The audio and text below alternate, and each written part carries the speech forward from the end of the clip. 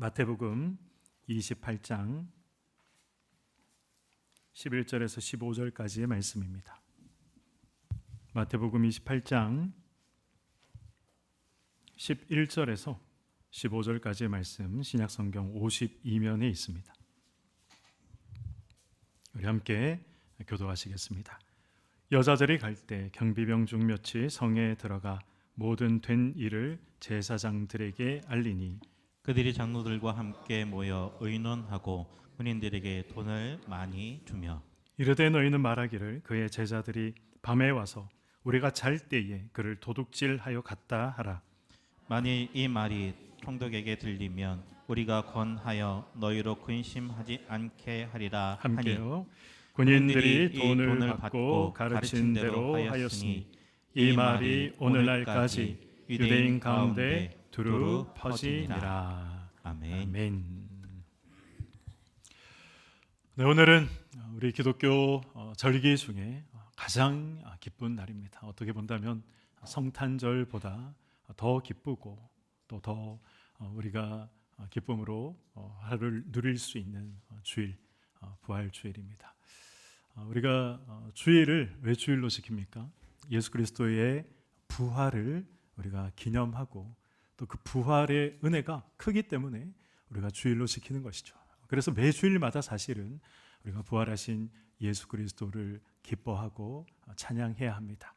그러나 또 특별히 오늘 부활주일인 오늘 더 기쁨과 또 은혜 가운데 우리가 축복하고 축하하고 은혜 가운데 보내야 하는 날이 오늘입니다. 그래서 많은 교회들은 이 부활주일날 예수 그리스도의 다시 사심, 부활을 생각해서 영광스럽고 은혜롭고 기쁨으로 부활주일을 보냅니다. 그러나 우리가 방금 읽었던 본문의 말씀은 사실 기쁨과 영광과는 조금 거리가 있는 좀 낯설다라고까지 느껴지는 부활절 말씀이 아닐까 생각을 합니다. 오늘 본문을 보시면 기쁨도 없습니다. 오늘 본문을 보시면 영광도 없습니다.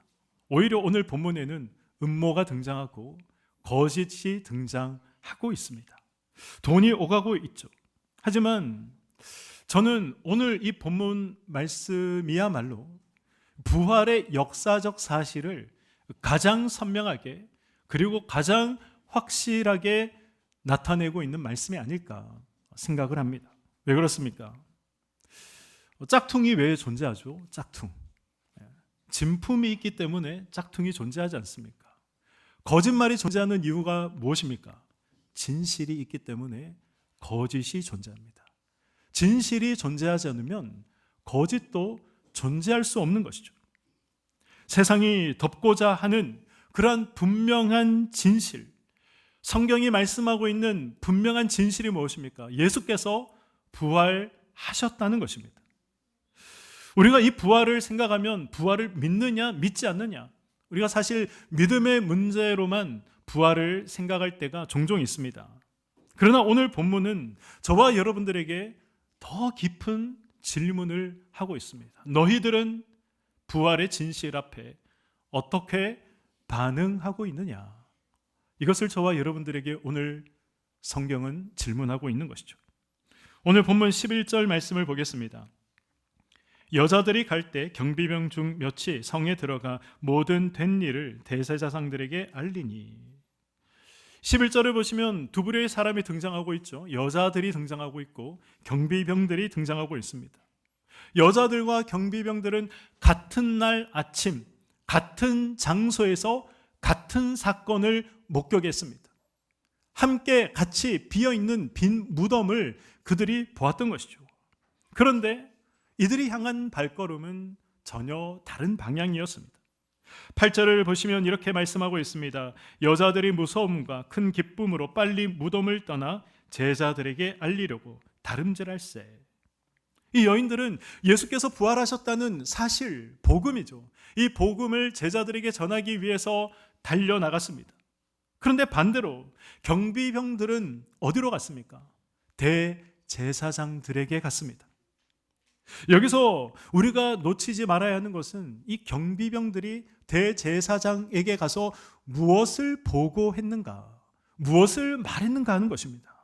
11절을 보시면 이렇게 표현하고 있습니다. 모든 된 일을 알리니, 모든 된 일을 대제사장에게 알렸다라고 성경은 기록하고 있는 것이죠. 경비병들이 본 것이 무엇입니까? 우리가 읽은 본문 앞서 보시면 경비병들이 무엇을 보고 체험했는지 상세하게 기록되어 있습니다. 땅이 진동하는 것을 경험했습니다. 하늘에서 천사들이 내려오는 것을 보았고, 그 천사들이 예수님의 무덤을 막고 있는 이 돌문을 굴려내는 것을 보았습니다. 그리고 그 무덤 안에 빈 무덤, 예수님께서 부활하셔서 더 이상 존재하시지 않는, 계시지 않는 빈 무덤을 보았던 것입니다. 그들은 지금 설명할 수 없는 하나님의 놀라운 역사를 두 눈으로 보고 체험했습니다. 그리고 이 모든 일들, 그 모든 사실들을 대제사장에게 그대로 보고를 한 것이죠. 그런데 놀라운 것은 이 보고를 받은 대제사장들과 장로들의 반응입니다. 12절을 보시면 장로들과 함께 모여 의논했다라고 말씀하고 있죠. 그들은 진실을 듣고도 예수님께서 정말 하나님의 아들이셨구나, 우리가 그 하나님의 아들을 십자가에 못 박았구나, 이제 우리가 어떻게 해야 되는가, 회개해야 하지 않는가, 이런 생각을 하지 않았습니다. 그렇게 반응하지 않았죠. 그들은 어떻게 반응합니까? 이 진실을 어떻게 덮을 것인가, 이 사실이 퍼지지 않도록 어떻게 할 것인가, 이것을 의논하기 시작했습니다. 이것이 죄가 보여주는 적나라한 모습입니다. 예수님의 부활 소식을 들은 대제사장들과 장로들이 선택한 방법이 무엇입니까? 12절을 보시면 군인들에게 돈을 많이 주어 라고 말씀하고 있습니다. 돈을 줬다. 그리고 거짓말을 하도록 만들었다. 돈과 거짓말이 이들이 선택했던 방법이었습니다. 그런데 마냥 이 마태는 지금 돈을 많이 주었다, 그 정도의 의미로 기록하고 있지 않습니다. 원문을 보시면 이 돈을 은화라고 분명하게 기록하고 있습니다. 은화라는 단어는 저와 여러분에게, 특히 마태복음을 읽어 나가면서 우리는 이 단어가 낯설지 않습니다. 우리는 이미 은화가 등장했던 그 비극적인 사건, 장면을 기억하고 있습니다. 그것이 무엇입니까? 가룟 유다가 은화 30에 예수님을 팔아 넘긴 것입니다. 예수님을 죽이는 데에도 돈이 사용되었고, 예수님의 부활을 덮고 가리고 거짓말을 하는 데에도 지금 돈이 사용되고 있는 것이죠. 돈에 흔들리고 돈에 휘둘리는 인간의 마음을 보여주고 있는 것입니다. 마태는 그 돈을 많이 주었다 기록하고 있죠. 단지 큰 액수가 경비병들에게 주어졌다, 그 사실만 말하고 있는 것이 아닙니다. 많이 주어졌다, 이 말의 의미는 마음을 흔들 만큼, 양심이 무뎌질 만큼 큰 유혹으로 다가갔다는 것입니다. 거짓이 우리에게 찾아오는 방법, 죄악이 저와 여러분들에게 찾아오는 방법을 기억하셔야 됩니다. 아담과 하와가 왜 선악과를 먹습니까? 보암직도 하고 먹음직도 하고 지혜롭게 할 만큼 탐스럽게 보였기 때문에 그렇습니다. 저것을 먹으면 나에게 지혜라는 것이 보상으로, 유익으로 다가오겠구나. 그래서 인류는 죄를 범하기 시작했던 것이죠. 죄는 항상 똑같은 방법으로 찾아옵니다. 대놓고 거짓말해라, 그렇게 저와 여러분들에게 말하지 않습니다. 보상을 제시하고 유혹을 제시하는 것이죠. 이만한 보상이 있는데 그 정도 진실은 한 번쯤 눈 감아도 되지 않겠느냐. 너에게 이만한 유익이 있는데 그 진실을 외면해도 되지 않겠느냐? 항상 거짓과 죄악은 이런 식으로 다가오는 것입니다. 그 보상이라는 것은 사람마다 다 다릅니다. 어떤 사람에게는 오늘 이 경비병들과 같이, 가룟 유다와 같이 돈이 보상과 유혹이 될 수 있습니다. 어떤 사람에게는 체면이 그럴 수 있고, 어떤 사람에게는 자리가 그럴 수 있고, 어떤 사람에게는 인간과의 관계가 그렇게 될 수도 있는 것이죠. 사람은, 여러분 기억하셔야 됩니다. 사람은 진실을 몰라서 거짓을 선택하는 것이 아닙니다. 진실을 알고 있지만 거짓을 선택하는 것이 나에게 더 유익이고 나에게 더 도움이 된다라고 생각하기 때문에 진실을 알면서도 거짓을 선택하는 것입니다. 이것이 죄인 것이죠. 무지해서 죄를 범하는 것이 아닙니다. 하나님보다 다른 것을 더 붙들고 싶은 마음이 있기 때문에, 하나님보다 내 유익을 더 지키고 싶은 마음이 있기 때문에, 그래서 우리 마음 가운데 죄가 나오고 우리 마음 가운데 죄를 선택하게 되는 것입니다. 대제사장들과 장로들이 만들어낸 거짓말이 무엇입니까? 13절 말씀을 보시면 이르되 너희는 말하기를 그의 제자들이 밤에 와서 우리가 잘 때에 그를 도둑질하여 갔다 하라. 무슨 말입니까? 예수의 제자들이 시신을 훔쳐갔다, 거짓말을 말하라 라고 가르치고 있는 것이죠. 이 말을 조금만 생각해 봐도 굉장히 허술한 거짓말이다라는 것을 알 수 있습니다. 아니, 어떻게 자고 있는 사람들이 예수의 제자들이 와서 훔쳐갔다는 사실을 알 수 있겠습니까? 어떻게 자고 있는 사람들이 목격자가 될 수가 있겠습니까? 이건 말이 안 되는 일이죠. 굉장히 허술한 거짓입니다. 그럼에도 불구하고 이 허술한 거짓을 만들어내고 있는 것이죠. 예수님이 부활하셨다면, 예수님의 부활 소식을 들었다면 어떻게 해야 됩니까? 예수님이 진짜 하나님이신 것을 알았습니다. 자신들이 하나님의 아들을 거절하고 거부한 것이죠. 대제사장이라는 자리, 장로라는 그런 자리를 지키기 위해서, 체면을 지키기 위해서 하나님이 아들이신 예수 그리스도를 십자가에 넘긴 것입니다. 이 진실, 이 사실을 알았다면 어떻게 해야 됩니까? 주님, 하나님, 우리가 잘못했습니다 라고 고백하고 회개해야 하는 것이 정상적인 반응 아니겠습니까? 경비병들도 마찬가지입니다. 경비병들은 하늘에서 천사가 직접 내려오는 것을 봤습니다. 그 천사들이 돌문을 굴리는 것을 보았습니다. 성경은 이렇게 표현하죠. 죽은 사람처럼 될 만큼 굉장히 충격적인 사건을 자신들의 두 눈으로 목격한 것입니다. 그렇다면 어떻게 해야 됩니까? 정말 예수님이라는 분이 하나님의 아들이었구나 라고 생각해야 하는 것이죠. 그런데 그렇게 생각하지 않고 고백하지 않습니다. 왜 그렇습니까? 마음이 딱딱하게 굳어있기 때문에, 완고하기 때문에 그런 것입니다. 사랑하는 성도 여러분, 오늘 본문에 기록된 대제사장들과 장로들과 경비병들의 모습이 그저 성경에 기록되어 있는 사람의 모습으로 생각하시면 안 됩니다. 나에게도, 저와 여러분에게도 이 모습이 있지 않습니까? 부활을 믿는다 말하지만 오랫동안 품고 있는 마음속에 미움이 있습니다. 예배는 드리지만 그러나 돌이킴은 없습니다. 말씀은 듣지만 순종하지는 않습니다.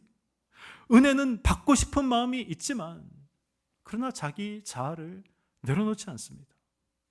왜 그렇습니까? 우리도 완악하기 때문에 그렇습니다. 그런 마음이 있다면 나는 완악하구나, 부서지고 깨어져야 할 부분이 많이 있구나 생각해야 하는 것입니다. 마음을 깨뜨리면 내가 불편해질 것 같아서 그러나 마음을 잘 깨뜨리지 못합니다. 그래서 대제사장들과 장로들처럼 마음속에서 은밀한 회의를 열기 시작하는 것이죠. 어떻게 하면 내 자리를 지킬 수 있을까? 어떻게 하면 내 체면을 유지할 수 있을까? 어떻게 하면 내 고집을 끝까지 주장할 수 있을까? 그런 생각들로 마음속에 회의가 열리는 것입니다. 이 거짓의 결말은 무엇입니까? 15절 말씀을 보시면 군인들이 돈을 받고 어떻게 했다라고 기록하고 있습니까? 가르친 대로 하였으니, 가르친 대로 했다. 사람은 진리와 진실만 배우는 것이 아닙니다. 사람은 거짓도 배우는 것이죠. 거짓도 학습이 되는 것입니다. 처음에는 거짓을 배우고 거짓을 들으면 마음속에 불편함이 생기죠. 그런데 그러한 거짓이 계속해서 내게 반복적으로 들리면 이제 익숙해지기 시작하는 것입니다. 익숙해지면 마음속에 의심이 사라지고, 의심이 사라지면 어느새 그것이 나를 지배하고 내가 속한 곳을 지배하는 분위기가 되어버립니다. 문화가 되는 것이죠. 그래서 한 사람을 지배하게 되는 것이고, 한 교회와 한 공동체와 한 사회를 지배하게 되는 것입니다. 모든 죄가 그렇습니다. 번져나가고 퍼져나가고 전염이 됩니다. 우리도 그렇습니다. 감사보다 불평이 더 쉽게 내 입술을 지배합니다. 신앙의 말보다 불신앙의 말이 더 자연스럽게 흘러나옵니다. 하나님은 하실 수 있다, 이 말보다는 할 수 없다, 어렵다, 현실의 문제가 하나님보다 더 크다, 이런 말들이, 생각이 흘러나오는 것이죠. 그리고 그러한 생각은 아주 강하게, 아주 빠르게 퍼져나가는 것입니다. 말은 물리적인 무게가 없습니다. 저울에 측정할 수 없죠. 우리가 다 잘 알고 있는 사실입니다. 그러나 한 사람의 마음, 한 공동체의 방향을 짓누를 만큼 말이라는 것은 측량할 수 없을 정도로 아주 무게가 있다, 무겁다라는 사실을 잊지 말아야 됩니다. 그래서 무서운 것이죠. 우리는 말하기 전에 생각해야 됩니다. 이 말이 믿음을 세우는 말인가? 덕을 세우는 말인가? 사람을 살리는 말인가? 예수님이라면 어떻게 하셨을까? 예수님이라면 이 말씀, 이 말을 들으시고 기뻐하셨을까? 우리가 이런 필터들을 가지고 거치고 우리가 말을 해야 하는 것입니다. 혹시 내 입술이 낙심을 퍼뜨리고 있지는 않습니까? 혹시 공동체를 어둡게 만드는 말을 내가 말하고 있지는 않습니까? 사실을 말한다라는 그러한 명목으로 불신앙을 내가 말하고 있지는 않습니까? 우리가, 저와 여러분이 반드시 돌아봐야 할 사실입니다. 15절을 보시면 이 말이 오늘날까지 유대인 가운데 두루 퍼졌다라고 말씀하고 있습니다. 세월이 지나도 그 거짓말이 멈추지 않고 계속해서 퍼져 나갔다라는 것입니다. 마태는 왜 예수 그리스도의 부활을 기록하면서 굳이 없어도 될 것 같은 이 말, 굳이 좋은 내용이 아닌 이 말, 거짓이 퍼져나갔다라는 이 말을 왜 지금 기록하고 있을까요? 이런 생각을 해봐야 됩니다.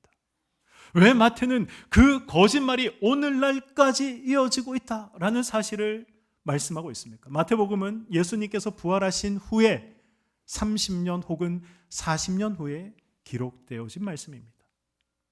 30년, 40년 전의 거짓말이 아직도 내 삶을 좌지우지하고 있다, 내 삶을 붙잡고 있다, 발목을 잡고 있다 생각해 보십시오. 얼마나 괴로운 일입니까?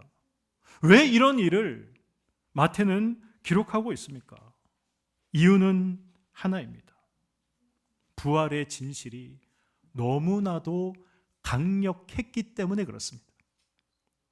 아무도 믿지 않는 거짓말을 오래 할 필요가 없지 않습니까? 그건 거짓말이야. 예수가 살아났다고? 그걸 누가 믿어? 모든 사람들이 그렇게 생각한다면 굳이 거짓말을 만들어낼 필요가 없는 것이죠. 힘을 잃은 거짓말이라면 계속 반복해서 이야기할 필요가 없습니다. 그런데 왜 계속 거짓이 필요하고 왜 계속 거짓이 퍼뜨려져야 됩니까? 그만큼 예수 그리스도의 부활은 강력하고 진실이기 때문에 그렇다는 것입니다. 부활하신 예수님을 만난 증인들이 끊임없이 있었습니다. 두려움에 떨던 제자들이 변화가 되었고 복음을 위해서 목숨까지 내어놓는 자들이 일어나기 시작했습니다. 복음은 쉬지 않고 계속해서 퍼져나갔습니다. 그리고 거짓도 함께 따라 들어간 것이죠. 그러니까 지금 이 부활의 진실은 약해서 거짓을 만드는 것이 아닙니다. 오히려 그 진실이 너무 강력하기 때문에 그 진실을 덮기 위해서 계속해서 거짓말을 만들어내고 퍼뜨릴 수밖에 없었다라는 사실, 이 역설적인 사실을 성경은 말씀하고 있는 것이죠. 오늘 말씀을 맺도록 하겠습니다. 마태의 증언대로 부활을 덮기 위한 거짓은 저와 여러분들이 살고 있는 지금도 오늘날까지도 이어지고 있습니다. 세상은 왜 이렇게까지 오랜 세월 거짓을 퍼뜨려야 됩니까? 왜 오랜 세월 이러한 거짓을 붙잡아야 됩니까? 예수를 부정하는 자들이 부활하신 예수 그리스도를 여전히 지금도 만나고 있기 때문에 그렇습니다. 부활하신 예수님을 만나 자신의 모든 것, 자신의 생명까지 아낌없이 내어놓는 자들이 여전히 지금도 존재하고 일어나고 있기 때문에 그런 것이죠. 사랑하는 성도 여러분, 이제 이 세상이 만들어내고 있는 거짓에 우리가 유혹당하지 않기를, 넘어가지 않기를 소망합니다. 저와 여러분에게는 부활하신 예수님이 계십니다. 그래서 저와 여러분에게는 무엇이 항상 있는 것입니까? 소망이 있는 것입니다. 저와 여러분에게는 항상 소망이 있습니다. 안 된다는 말, 끝났다는 말, 너는 소망이 없다는 말, 이런 말에 여러분 무릎 꿇지 않으셔야 됩니다. 다시 일어나시기를 소망합니다. 주저앉은 믿음, 그 믿음을 다시 일으켜 세우시고 포기했던 기도, 포기했던 예배를 다시 회복하시기를 소망합니다. 진실이 있어야 거짓도 존재합니다. 세상으로부터, 내 안으로부터, 심지어 성도라고 불리는 사람으로부터 거짓이 들려올 때가 있습니다. 그러한 거짓이 들려온다면 무엇을 생각하셔야 됩니까? 그만큼 진실은 강력하다는 것입니다. 그럼에도 불구하고 예수 그리스도께서 나에게 소망을 주신다. 절망을 깨뜨리시고 부활하신 예수 그리스도의 소망이 나의 소망이 되었다. 이 강력한 사실을 우리가 거짓이 내 귀를 때릴 때마다, 내 마음을 울릴 때마다, 내 무릎을 꿇릴 때마다 우리는 이러한 사실을 기억해야 하는 것입니다. 이 사실을 기억하시고 부활의 능력과 소망을 붙잡는 저와 여러분들이 되시기를 부활의 우리 주님의 이름으로 간절히 축복하고 축원드립니다. 아멘. 기도하겠습니다.